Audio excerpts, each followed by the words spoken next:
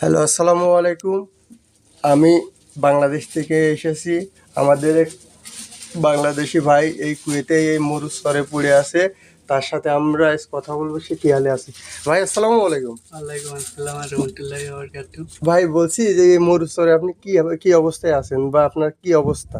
ভাই খুবই খারাপ অবস্থা। এই অবস্থায় দিন চলে নাকি? আহ, এই যে ভাই, এই যে এত কটা ঈদ গেল, ঈদে আপনার কি মানে আপনার মালিক আপনার কোনো সহযোগিতা বা কোনো ভালোবাসা বা কোনো কিছু দেখিয়েছে কিনা? না ভাই, দেখায়নি না ভাই? তো এখানে থেকে কি আশায় বা কিসের জন্য পড়ে আছেন? দেখা যাক কত দূর দৌড়তে পারে মালিক, ও, আর কত দূর কি করতে মানে পারে। জীবনের মায়ের কোনো নেই, না, মূল্য নেই না? মানে শুধু বাপ মার বা ভাই বোনের একটু দেশে সুখে থাকে, এই কারণে এই এখানে তো। পড়ে আছেন, তাই তো? তাছাড়া আর নিজের জীবন বলতে আর কিছু নেই বা কোনো ভালোবাসাটুকু নেই, না ভাই, কিচ্ছু নেই। তাহলে প্রবাস জীবন এভাবে আপনার এই কাটছে না?